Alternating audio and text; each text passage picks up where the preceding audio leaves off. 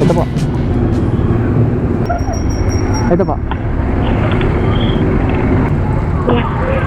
Okay na, ma'am? Okay na po. Ah, sir. Okay yan. Safe yan, makakarating. Yes, sir. Thank you, sir. Alagang-alaga kayo, ma'am, ha? Sana all.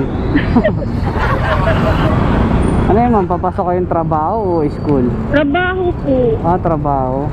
Dami kasi estudyante rito. Oo nga po.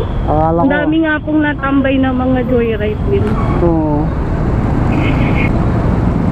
Ayos nga po tong helmet nyo, may Ah, okay. may. Mas may Minsan kasi mahirap marinig eh. importante yung ano, nalilibang din yung pasahero. Nadadaan sa kwento.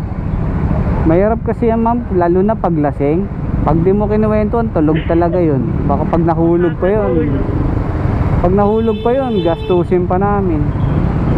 Madalas po paggabi siguro, no? Opo, lalo na pag kayong mga kagaya niyan, Sabado, ng gabi. Dito, ang dami. Patay na. Ang hirap, minsan ang hirap pakiusapan eh. Ma'am, huwag po kayong matutulog. Oo, kuya, hindi ako matutulog. Maya gumagana na oh. Kaya kailangan kinakausap mo. At least yung ano niya, yung diwa niya gising. Minsan kasi pag may nasakyan din ako, sobrang bilis eh. Oo. Parang kuya, huwag kang mabilis, natatakot ako. Hindi kayo sanay. Tapos hindi ka pa naririnig. Kaya dire-diretso pa rin. So, lalo pag yung mga highway. Oo, grabe no. Eh kung hindi sanay yung umaangkas, madalas kasi mga estudyante pasahero ko hindi sanay umangkas. Ngayon, pagkakaliwa ko, kaliwa din sila.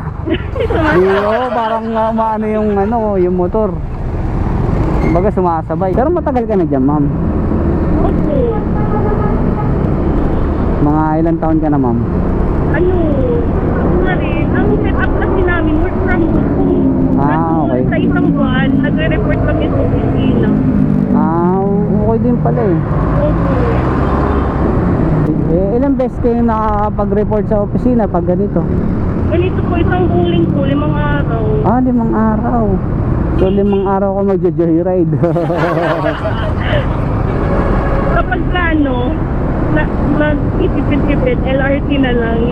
Agahan nyo na lang, ma'am. Opo. Kasi pagka minsan kasi akala mo madali lang ang biyahe, yung pala ang hirap sumakay. Eh di ubus oras yun, ma'am. Sayang naman. Kaya maganda pa rin yung aagahan lagi.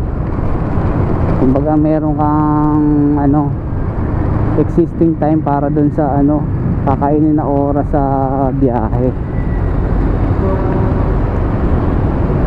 Hirap din talaga mag ano, no? Mag commute. Wala pang motor si ano, si boyfriend. Meron po doon sa probinsya namin eh. Ah, ganon? Ano bang province yun, ma'am? Sa Pangasinan kami. Ah, Pangasinan. Salta ata doon, Panggalatok, di ba? Oo. Buti, ma'am, yung trabaho mo hindi may stress, no? Hindi naman po. Buti nga po eh. Lalo sa bahay. Ganda din, ma'am, yung home base. Ah? Kumbaga, gigising ka na lang, trabaho na, kahit di ka na mag-toothbrush. Opo. Hindi ka gaya sa opisina, hassle. Kakain ka ng oras, gising ng madaling araw, ligo, kain, toothbrush. Lalo mo pagkagising kahit Oo. hindi na maligo. Sa opisina, ang daming ginagawa eh. Pag sa bahay, kahit di ka na mag-toothbrush eh, game na. Yung tipong ano, pagkatapos ng trabaho mo doon, di ano ka na, higa na uli. Oo. Puro email lang naman ata yung inasikaso nyo, ma'am eh, no? Sa IT po, email. So, yun nga, yung email support. Si boyfriend din may trabaho. Ah, opo. Diyan po sa Kaya okay din yung ganun. Talagang, kumbaga, may goal kayong mag-boyfriend. Talagang kailangan yung i-push yan. Ipag lang po. Career muna, saka na muna yung family. May plano na ba kayo mag-asawa? Ay, wala pa. Wala pa. Ipon muna, ano? Pero Lagi kasi- ko lang sinasabi, yung sahod ko, kaya ko lang suportahan yung sarili ko. Ibig sabihin, Dapat yung kaya na lang suportahan yung pamilya. ibig sabihin, hindi pa enough. Opo. Eh ngayon, sa sobrang taas ng inflation, pati yung bawang sibuyas, nagtaas na din. Sobrang Di ba? gulay nga po ang mahal dito Diba? sa Manila eh. Dito, lalo sa Makati, lintik na rito. Ay, totoo. Bumili ako ng buko dito, sabi ko. Yayaman din. Oo, bumili ako ng buko rito. Sabi ko, magkano yung buko? 15-20. Sabi ko, puta 5 piso lang ito sa amin Tumataas to, Amerika. Tumataas yung buko.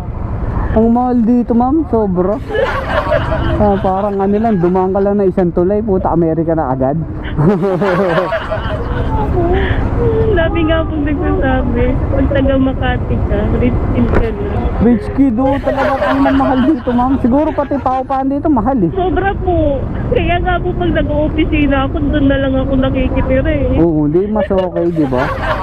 Bed space lang na, okay na eh. Oo. Siguro ma'am, mayroon yung mga tax na binabayaran din. Kaya ganyan maningil sila, mahal. Siguro po. Dapat nga po sa pagtaas ng inflation, pagtaas din ng rate ng sweldo eh. Dapat. Kumbaga, Para makisabay na. oo, sabay. Kaya ma'am, galingan mo. Go lang. Mag-iipon na. Oo. Di promise. Pero maganda nga pong trick yun. Oo. Kasi mo, huwag mong isipin na Oo, may parang nga. saving ka. Oo, i-motivate mo yung sarili mo. Wala pala dito na daan. Kasi dun sa harap, yung sa tinuturo ko sa'yo, ma'am, meron dun papasok eh. Ayan, ma'am, dito na siguro. Ito. Try mo yun, ma'am, sabi ko sa'yo, promise. Sabihin mo, ang dali lang pala mag-ipon ng pera. Nahirapan ka. Ayun lang nga, hila lang yan. Thank you, ma'am. Okay na po. Ingat, God bless.